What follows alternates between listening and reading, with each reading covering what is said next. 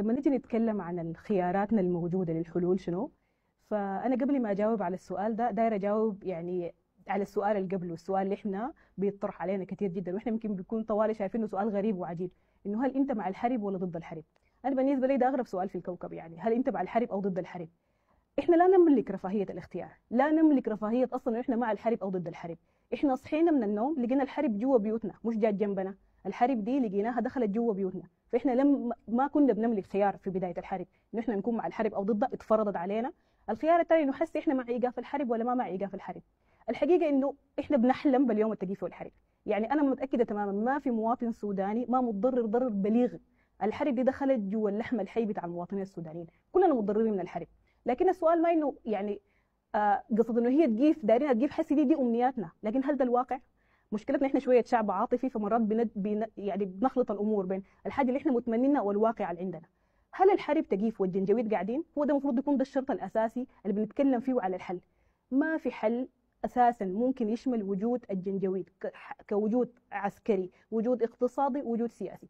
اي حل بيشمل وجود الجنجويد في اي حاجه من الحاجات دي بيعني دمار الدوله السودانيه للابد. هقول لكم المشكله دي مثلا باختصار ممكن نعاين عشان نشوف هل احنا حسي مشاكلنا الحاليه سبب الحرب ولا سبب الجنجويد. كاختصار كده، مثلا الجزيره، ولايه الجزيره هل كانت فيها حرب؟ الجزيره دي الجيش عمل فيها لا للحرب وانسحب عديل خلاها للدعم السريع، ودي حاجه حتكون نقطه سوداء في تاريخه، يعني لانه خلى المواطنين للدعم السريع. اسوأ انتهاكات حصلت في الحرب دي حصلت وين؟ حصلت في ولايه الجزيره، اسوأ من الخرطوم واسوأ من دارفور. حصلت في الجزيره اللي هي ما فيها حرب، ما فيها اصلا اي حرب، تم فيها الانسحاب. الجنجويد لما استفردوا بالمواطنين حصل شنو؟ اسوأ الانتهاكات حصلت فيها. هسه حاليا ال 10 مليون نازح اللي بينزحوا ده اللي بينزحوا ليه؟ بينزحوا بسبب الحرب. احنا كنازحين احنا نزحنا ليه؟ نزحنا بسبب الجنجويد، ما نزحنا بسبب الحرب. فانا بشوف انه نخط العقده في المنشار. الموضوع ده هو الجنجويد اكثر من كونه هو الحرب. ايقاف الحرب مع وجود الجنجويد ما عنده اي معنى. دي الحاجه الاولى. حتى انت ذاتك كنازح، انا حاسس لو قال لي ارجع بيتكم والله لكن الجنجويد قاعدين على بعد 10 كيلو 100 كيلو مني، حقدر ارجع؟ هل السودان كدوله حيقدر يقوم؟ هل في مستثمر واحد حيجي يعمل اعاده اعمار؟ ما فيه. احنا لما نرضى او نقبل باي حل يجينا فيه وجود الجنجويد، معناه احنا قبلنا تماما انه احنا نستغنى عن مستقبلنا، لانه ما حيقوم السودان. دي الحاجه الاولى. فعشان كده اذا كان في تفاوض، انا ممكن اتفاوض مع الجنجويد في حاله ان هم دارين يستسلموا او دارين حل ما يكون فيه جنجويد. دي الحاجه اللي انا ممكن اقبلها. لكن اي حل بيجيب لي جنجويد مشكله. عشان كده حسي انا لما اجي اتفاوض معاهم حاليا، انا مشكلتي حسي في موضوع التفاوض شنو؟ لما اتفاوض معاهم والكفتين قريبات لبعض حيكون في تنازلات او تسويات.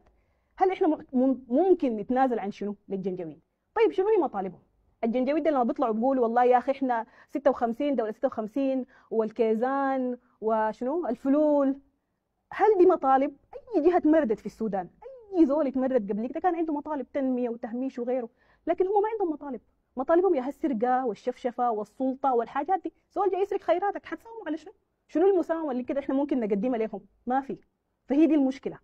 احنا يا اخواننا محتاجين نخط الحاجه دي في راسنا، انه نهايه الحرب مع وجود الجنجويد مشكله كبيره.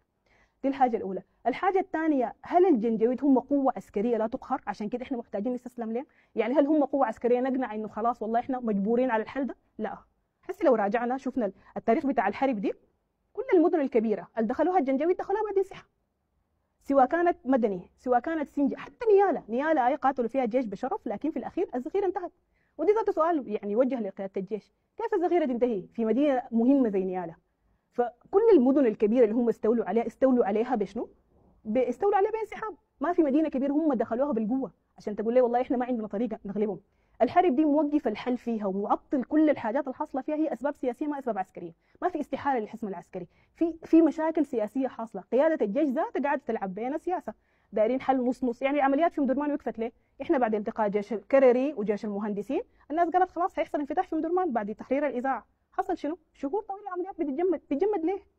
ففي اسئله كثير احنا محتاجين نسالها ومحتاجين نضغط سياسيا. احنا كشعب السوداني واحنا كمواطنين سودانيين عندنا مصلحه حقيقيه في الحرب دي، محتاجين نضغط على اطراف الحرب، محتاجين نضغط على قياده الجيش، محتاجين نضغط على الممولين. ودي النقطه المهمه. الدعم السريع هو عباره عن اداه بنفذ حاجات بتاعت اطراف خارجيه، هو مجرد اداه بنفذها. احنا قادرين نضغط على الاطراف اللي بتموله، قادرين نعمل حملات اعلاميه، احنا ما عاجزين.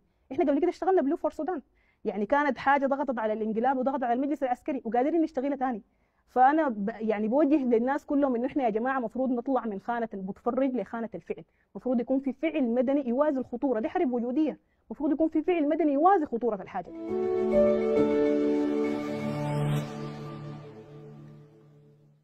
بالنسبة